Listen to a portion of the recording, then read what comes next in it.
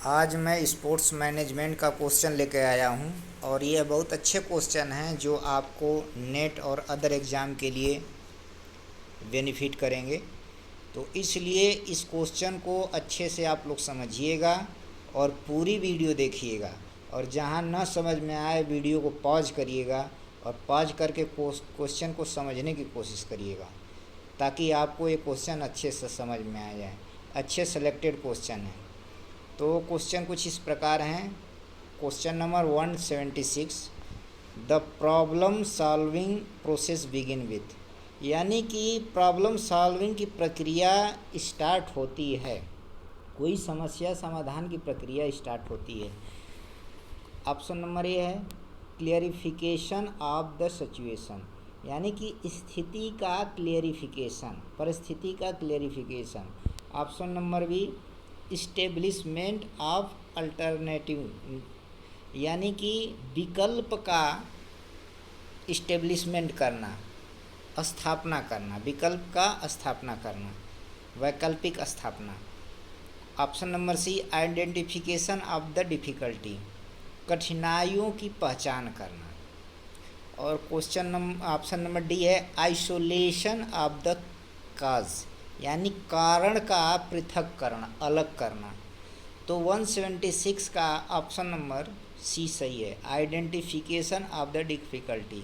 जब डिफ़िकल्टी का आप पहचान कर लेंगे तभी अच्छे से समस्या का समाधान हो सकता है। Question number 177, which of this is not part of recognised challenge for a modern manager. Which of these is not part of recognized challenge of the modern manager? आधुनिक मैनेजर के लिए निम्नलिखित में से कौन सा चैलेंज का पार्ट नहीं है, यानी कि इनमें से आधुनिक मैनेजर्स के लिए कौन सा चैलेंज का पार्ट नहीं है। तो ऑप्शन नंबर ए है माइक्रो मैनेजिंग द वर्कफोर्स, यानी सूक्ष्म प्रबंध, कार्य का सूक्ष्म प्रबंध। बी है मैनेजिंग कम्युनिकेशन, यानी कि संचार का प्रबंध। मैनेजिंग चेंज, यानी प्रबंध परिवर्तन। डी में है मैनेजिंग द लर्निंग ऑर्गेनाइजेशन, यानी अधिगम संगठन का प्रबंध, अधिगम संगठन प्रबंध। यानी कि ऑप्शन नंबर ए सही है, micro managing the workforce. Question number 178, Hawthorne study is related to which stage of the organizational behaviour evaluation, यानी कहा है कि हॉथर्न स्टडी संगठनात्मक बिहेवियर के मूल्यांकन में कौन सा स्टेज है, यानी कि संगठनात्मक बिहेवियर के मूल्यांकन में हॉथर्न स्टडी किससे संबंधित है, किस स्टेज से संबंधित है। तो इसमें इंडस्ट्रियल रिवॉल्यूशन ऑप्शन ए, यानी कि औद्योगिक संक्रांति, साइंटिफिक मैनेजमेंट, मनोवैज्ञानिक प्रबंध। सी का है ऑर्गेनाइजेशनल बिहेवियर, संगठनात्मक व्यवहार। डी है ह्यूमन रिलेशन मूवमेंट, मानव संबंधी गतिविधियाँ, मानव संबंधी गतिविधियाँ। तो 178 में ऑप्शन नंबर डी सही है, मानव संबंधी गतिविधियाँ। अब हॉथर्न स्टडी क्या होती है इसके बारे में बता देते हैं कि यह एक तरह से स्ट्रेटजी है, कॉरपोरेटिव फील्ड में एक तरह से स्ट्रेटजी है जो संगठन में मानव व्यवहार के सामाजिक और साइकोलॉजिकल एस्पेक्ट को अध्ययन करता है, जो संगठन में मानव व्यवहार के साइको और सामाजिक एस्पेक्ट को अध्ययन करता है। इसको हॉथर्न स्टडी बोलते हैं। अब question number 179, which of the following framework is based on the expectancy demand and incentive concept. Which of the following framework is based on expectancy, demand and incentive concept, निम्नलिखित में से कौन सा फ्रेमवर्क एक्सपेक्टेंसी, डिमांड और प्रलोभन के concept पे आधारित है? यानी कि निम्नलिखित में से कौन सा एक्सपेक्टेंसी, डिमांड मांग और इंसेंटिव माने प्रलोभन के कॉन्सेप्ट फ्रेमवर्क कॉन्सेप्ट पे आधारित है? तो option number A the cognitive framework, यानी कि संज्ञानात्मक रूपरेखा, फ्रेमवर्क मीन्स रूपरेखा। बी द बिहेवियरिस्टिक फ्रेमवर्क, यानी व्यवहारिक रूपरेखा। See the social learning framework, सामाजिक अधिगम रूपरेखा। और डी द सपोर्टिव फ्रेमवर्क। तो इसमें 179 का ऑप्शन नंबर ए सही है, यानी कि द कॉग्निटिव फ्रेमवर्क, संज्ञानात्मक रूपरेखा। Question number 180, in what order do manager typically perform the managerial function? Managerial function, in what order do manager typically perform manager, मतलब कहा गया है कि मैनेजरियल फंक्शन में टिपिकली रूप से मैनेजर कौन से ऑर्डर को परफॉर्म करता है। तो आप लोग इसको पहले से देख लिए होंगे। तो इसमें ऑप्शन नंबर सी सही है, प्लानिंग, ऑर्गेनाइजिंग, लीडिंग, कंट्रोलिंग। इसी तरह अमेरिका के प्रोफेसर गुलिक महोदय ने पोस्ट कार्ब का संबंध दिया था मैनेजमेंट में, post the carb, it means POSDCORB। तो उन्होंने बताया था कि P से प्लानिंग, O से ऑर्गेनाइजिंग, S से स्टाफिंग, D से डायरेक्टिंग, COR से कोऑपरेटिंग और B से बजटिंग। ये गुलिक महोदय ने दिया था, लेकिन यहाँ पे ऑप्शन सी सही है। 181, what are the 3 interpersonal role of manager? 3 interpersonal role of manager, निम्नलिखित में से मैनेजर के कौन से 3 इंटरपर्सनल रोल हैं? पहला है figure head. Figure head means होता है कठपुतली, शक्तिहीन शासक। लीडर, लाइजिन मतलब कि नज़दीक, संपर्क साधना, ऑप्शन नंबर ए है। बी में स्पोक पर्सन, बोलने वाला, लीडर नेतृत्व, कोऑर्डिनेटर। उसके बाद सी डायरेक्टर, कोऑर्डिनेटर, डेसिमिनेटर। और सी में है, डी में है कम्युनिकेटर, ऑर्गेनाइजर, स्पोक पर्सन। तो इसमें ऑप्शन नंबर ए सही है, फिगर हेड, लीडर और लाइजनिंग, यानी कि एक मैनेजर इंटरपर्सनल रोल है ये।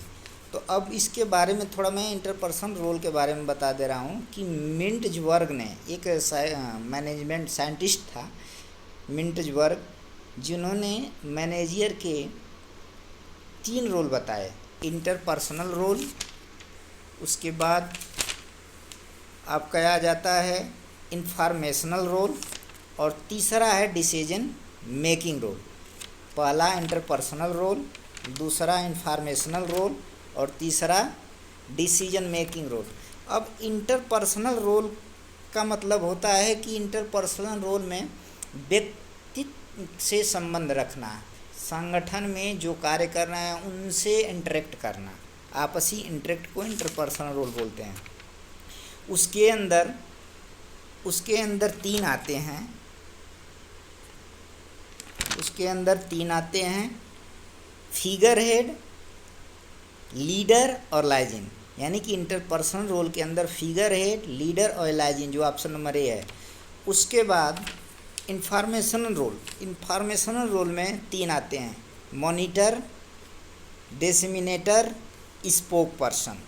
डिस्पिनेटर मतलब होता है कि प्राप्त सूचना को फॉरवर्ड करना, प्रत्येक इंडिविजुअल को प्राप्त सूचना फॉरवर्ड करना मैनेजर का काम होता है। डिसमिनेटर का मतलब होता है कि जो भी इंफॉर्मेशन उसे ऊपर से मिली है वो प्रत्येक इंडिविजुअल को फॉरवर्ड करे। उसके बाद आपका आता है डिसीजन मेकिंग में 4 फिगर होते हैं डिसीजन मेकिंग में, namely entrepreneurs, disturbance handler, resource allocator and navigators, ये 4 रोल हैं। तो इसलिए मैंने आप लोग को एक्सप्लेन करके बताया कि ये इम्पोर्टेंट टॉपिक थी, और इसको पॉज करके ज़रूर से लिख लीजिएगा। अब क्वेश्चन नंबर 182 में है,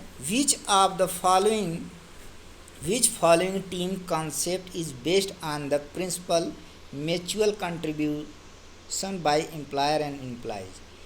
यानी कि कहा गया है कि विच फॉलोइंग निम्नलिखित में से कौन सा प्रिंसिपल सिद्धांत जो म्यूचुअल कंट्रीब्यूटर एम्प्लॉय के द्वारा होता है। म्यूचुअल मतलब आदान प्रदान करना, एक दूसरे का सपोर्ट करना, एक दूसरे से बातों को शेयर करना, कामों को शेयर करना। तो इनमें से कौन सा म्यूचुअल आधारित है। Autocratic model option number A में है, जो ऑटोक्रेटिक मॉडल है। अब ऑटोक्रेटिक मॉडल मतलब तानाशाही नमूने। दूसरा कस्टोडियल मॉडल, कस्टोडियल का मतलब होता है कि इकोनॉमिकल मॉडल, सपोर्टिव मॉडल और कॉलेजियल मॉडल। इसमें ऑप्शन नंबर डी सही है। कॉलेजियल का मतलब सहसंबंधी मॉडल, सहसंबंधी ही म्यूचुअल ट्रांसफ़र करेंगे, कंट्रीब्यूट करेंगे, एक दूसरे के कार्य में सपोर्ट करेंगे। अब ये जो चारों मॉडल दिया है, चारों ऑप्शन में 182 का चारों ऑप्शन जो चारों मॉडल दिया है, ये मॉडल ऑफ ऑर्गेनाइजेशन बिहेवियर के अंतर्गत आता है। इसको आप लोग लिख लीजिएगा कि मॉडल ऑफ ऑर्गेनाइजेशनल बिहेवियर में ऑटोक्रेटिक मॉडल है, दूसरा है कस्टोडियल मॉडल, तीसरा सपोर्टिव मॉडल और चौथा कॉलेजियल मॉडल। ये सीक्वेंस ऑर्डर में अगर पूछता है तो चारों का सीक्वेंस ABCD होगा। अब question number 183, which one of the following is not of Drucker's 5 guideline principle. इसमें कहा है कि निम्नलिखित में से ड्रंकर्स के कौन से 5 गाइडलाइन प्रिंसिपल नहीं है। निम्नलिखित में से ड्रंकर्स के मैनेजमेंट के 5 प्रिंसिपल नहीं है, 4 हैं लेकिन एक नहीं है। तो ऑप्शन नंबर 183 का C, to operate the organization status system, यानी कि संगठन के स्तरीय सिस्टम को ऑपरेट करना, ये नहीं है। बाकी तीनों हैं, ये सी ऑप्शन नहीं।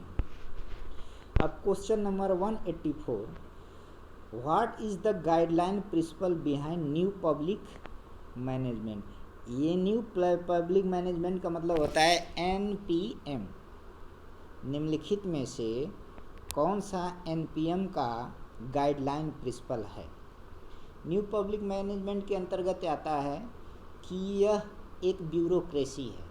ब्यूरोक्रेसी मतलब कि जो संस्थाएं सरकारी होती है उसमें एक हिरेरकी होता है, संगठन का हिरेरकी होता है, सबसे छोटा सबसे बड़ा कौन है, आर्डर कैसे चलता है।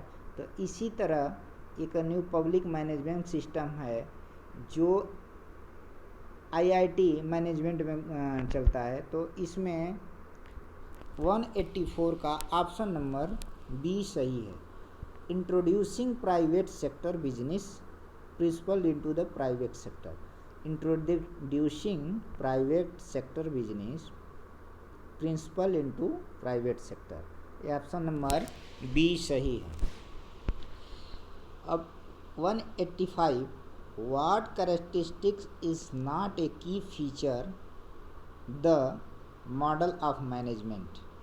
निम्नलिखित में से कौन सा की फीचर मॉडल ऑफ मैनेजमेंट का नहीं है। निम्नलिखित में से कौन सा की फैक्टर मॉडल ऑफ मैनेजमेंट का नहीं है। तो इसमें हो गया मोरल, इनोवेशन, एडाप्टेशन और ग्रोथ रिसोर्स। मोरल माने नैतिकता होता है, मोरल मीन्स नैतिकता। तो इसमें ऑप्शन नंबर ए सही है, यही नहीं है। बाकी इनोवेशन, मैनेजमेंट का मतलब होता है खोज करना, नया चीज़ करना, नए कार्य करना। ग्रोथ रिसोर्स, जो रिसोर्स हैं उसको उसका ग्रोथ होना, विकास करना। एडाप्टेशन, परिस्थितियों में अडॉप्ट करना, ये मैनेजमेंट का फंक्शन है, मॉडल है। बट नैतिकता, मोरल, इसका मॉडल नहीं। Question number 186 which feature does not from one of Fayol's 14 principle of management. इसमें कहा है कि निम्नलिखित में से कौन सा फेयोल, हेनरी फेयोल एक साइंटिस्ट का नाम है, 14 प्रिंसिपल ऑफ मैनेजमेंट के अंतर्गत नहीं आता है। यानी फेयोल ने 14 मैनेजमेंट के प्रिंसिपल दिए थे, जिन्होंने यह बताया था कि मैनेजमेंट के कुछ 14 प्रिंसिपल हैं जो इस प्रकार हैं। इससे पहले मैंने फेयोल के बारे में बता दूं कि 1925 में इन्होंने एडमिनिस्ट्रेटिव थ्योरी दिया था, मैनेजमेंट का एडमिनिस्ट्रेटिव थ्योरी, और क्लासिकल थ्योरी जो दिया था मैक्स वेबर ने दिया था, और साइंटिफिक थ्योरी ऑफ मैनेजमेंट दिया था टेलर ने दिया था, और ह्यूमनिस्टिक थ्योरी ऑफ मैनेजमेंट जिसने दिया था वो मायो दिया था। इट मीन्स कि classical theory Max Weber, administrative theory Henry Fayol, scientific theory Taylor, humanistic theory Mayo. तो इसमें से मैं हेनरी फेयोल के 14 प्रिंसिपल ऑफ मैनेजमेंट के बारे में बताने जा रहा हूँ कि कौन कौन से हैं। उसके बाद ऑप्शन बताऊँगा। इसमें ऑप्शन नंबर बी सही है, इनिशिएटिव यानी प्रारंभ। तो 14 प्रिंसिपल क्या हैं? Principle number 1 division of work, कार्य का विभाजन। दूसरा है अथॉरिटी एंड रिस्पॉन्सिबिलिटी, मतलब अधिकार और उत्तरदायित्व। तीसरा है डिसिप्लिन।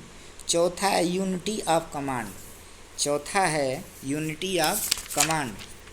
पांचवा है यूनिटी ऑफ डायरेक्शन। छठा है सबऑर्डिनेशन ऑफ इंडिविजुअल इंटरेस्ट। और सातवां है रिम्यूनरेशन। आठवां है द डिग्री ऑफ सेंट्रलाइजेशन। नौवां स्केलर चैन। 10वां ऑर्डर। 11वां इक्विटी। 12वां stability of tenure of person. 5वां है इनिशिएटिव। 13वां है इनिशिएटिव। और 14वां है स्पिरिट डी कॉर्प्स। तो इसमें ऑप्शन नंबर 86 का डी सही है, डी सही है। इनिशिएटिव है, डी से इंडिविजुअलाइजेशन नहीं है। तो प्रिंसिपल नंबर 14 में देखा गया जितने प्रिंसिपल मैंने 14 प्रिंसिपल बोले उसमें इंडिविजुअलाइजेशन का जिक्र नहीं किया गया, तो इसलिए इंडिविजुअलाइजेशन इसके प्रिंसिपल नहीं है। फिर question number 187 is what key factor that reflect the situation of air organisation refers to. निम्नलिखित में से कौन से की फैक्टर संगठनात्मक परिस्थिति को प्रभावित करता है? निम्नलिखित में से कौन सा फैक्टर संगठनात्मक परिस्थिति को प्रभावित करता है?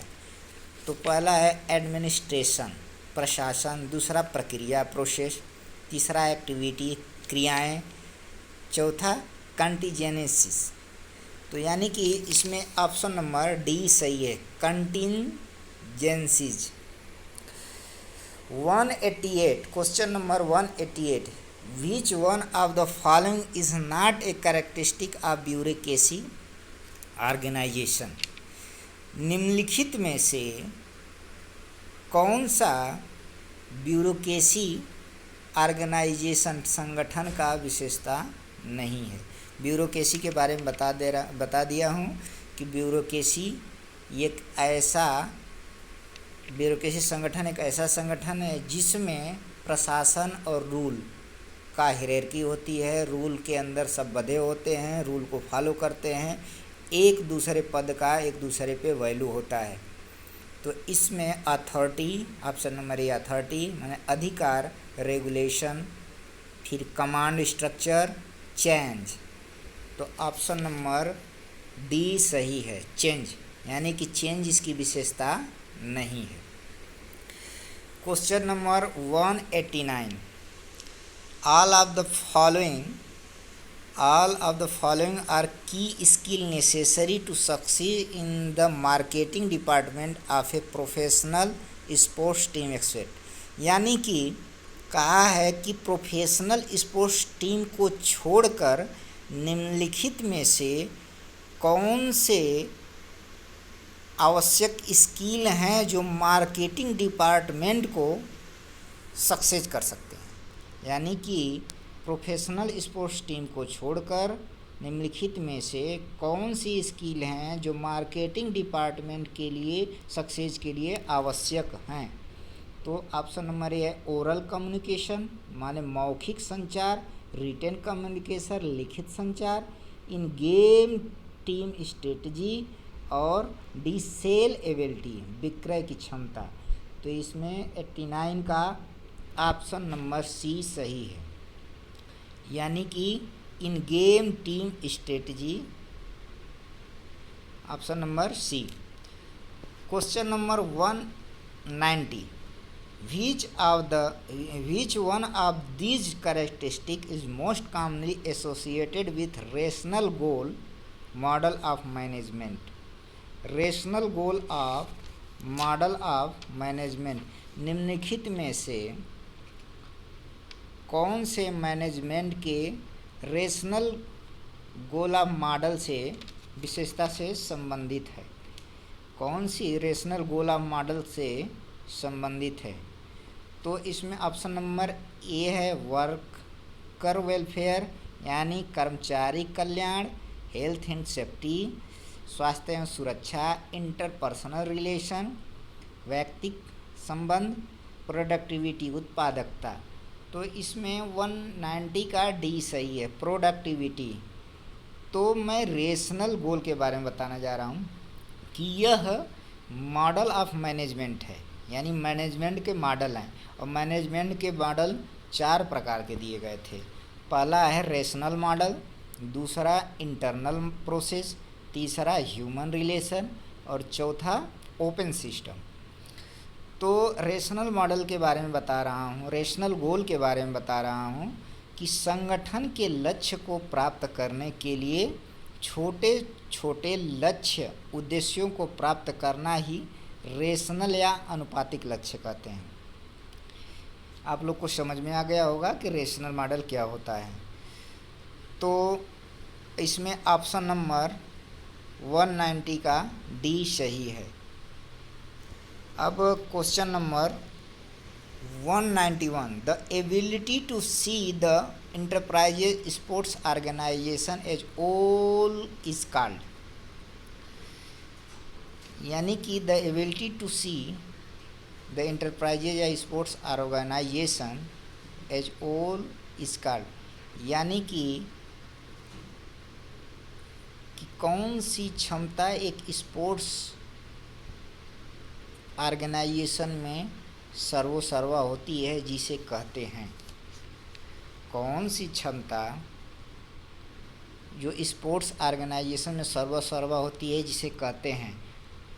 तो इसमें है ह्यूमन स्किल, दूसरा कॉन्सेप्चुअल स्किल, तीसरा मैकेनिकल स्किल, और चौथा नन ऑफ द एबव। तो इसमें ऑप्शन नंबर, इसमें 191 का ऑप्शन नंबर बी सही है, कॉन्सेप्चुअल स्किल। यानी कि जो ये दिया गया है क्वेश्चन, ये टाइप ऑफ मैनेजमेंट स्किल का है, टाइप्स ऑफ मैनेजमेंट स्किल का।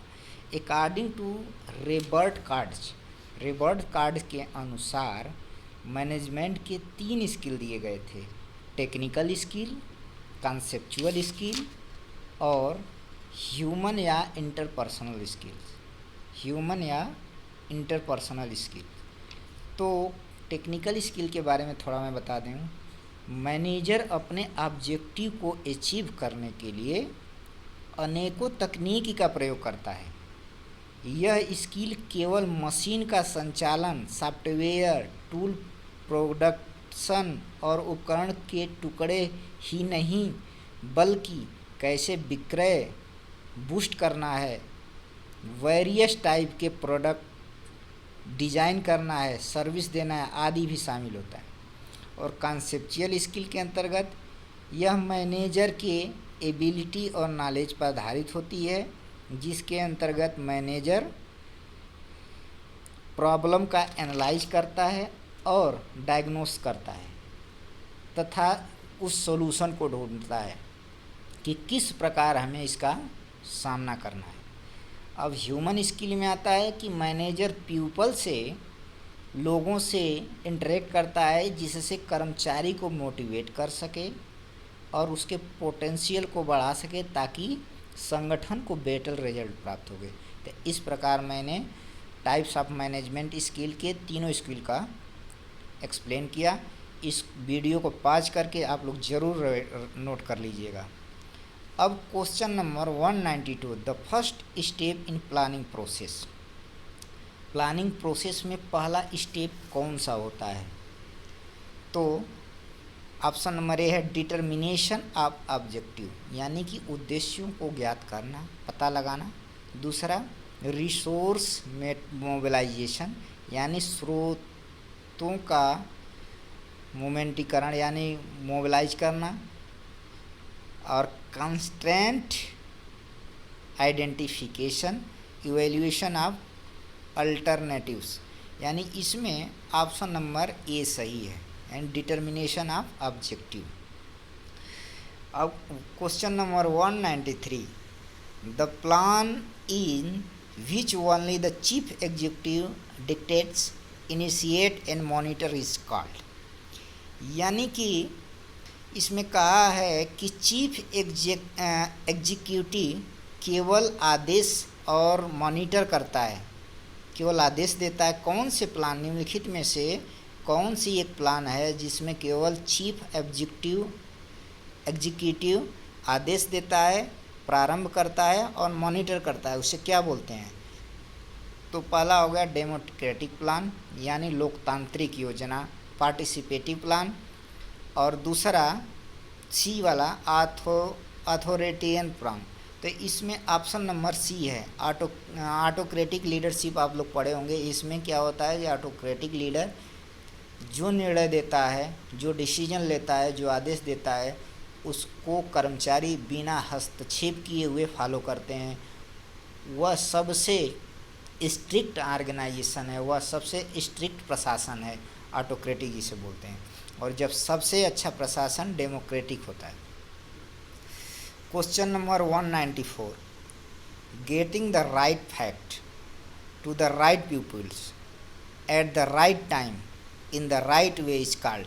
यानी कि जब व्यक्ति राइट फैक्ट, राइट तथ्य को, राइट व्यक्ति को राइट समय यानी सही टाइम पे सही वे में प्रदान किया जाता है, जब व्यक्ति को सही तथ्य सही व्यक्ति को सही समय पर सही वे में प्रदान किया जाता है, तो उसे क्या बोलते हैं? Game management. दूसरा option number B public relation in sports. And तीसरा मोटिवेशन फॉर स्पोर्ट्स। और डी लीडरशिप इन स्पोर्ट्स। यानी कि ऑप्शन नंबर बी सही है, पब्लिक रिलेशन इन स्पोर्ट्स, यानी कि खेलों में व्यक्तिगत संबंध। अब question number 195, question number 195, the last link of sports management chain. The last link sports management chain. यह कहा है कि स्पोर्ट्स मैनेजमेंट का जो चैन होता है उसमें लास्ट लिंक है, और लास्ट स्टेप क्या है? तो ऑप्शन नंबर ए सही है, कंट्रोल एंड इवैल्यूएशन, नियंत्रण और मूल्यांकन ही स्पोर्ट्स मैनेजमेंट चैन का लास्ट स्टेप होता है। अब question number 196, effective communication is essential in sports management to keep alive. यानी कि कहा है कि स्पोर्ट्स मैनेजमेंट में इफेक्टिव कम्युनिकेशन अनिवार्य रूप से जीवित रखता है। यानी कि स्पोर्ट्स मैनेजमेंट को इफेक्टिव कम्युनिकेशन यानी प्रभावी कम्युनिकेशन अनिवार्य रूप से जीवित रख सकता है। कौन? डायनामिक्स होना चाहिए, गतिशील होना चाहिए कम्युनिकेशन, या विशेषतापूर्वक होना चाहिए, या प्रिंसिपल या फाउंडेशन। तो ये 96 का ऑप्शन नंबर ए सही है, यानी कि कम्युनिकेशन डायनेमिक्स होना चाहिए, परिवर्तित होना चाहिए, समय समय पर चेंज होना चाहिए। 197 question number 197, which of the following is not a common element use the define of management, यानी कि which of the following is not common element use define to the management, यानी कि निम्नलिखित में से कौन से कॉमन एलिमेंट्स नहीं हैं जो मैनेजमेंट को डिफाइन करने में प्रयोग होते हैं, यानी मैनेजमेंट को परिभाषित करने में कौन से कॉमन तत्व नहीं हैं जो प्रयोग किए जाते हैं।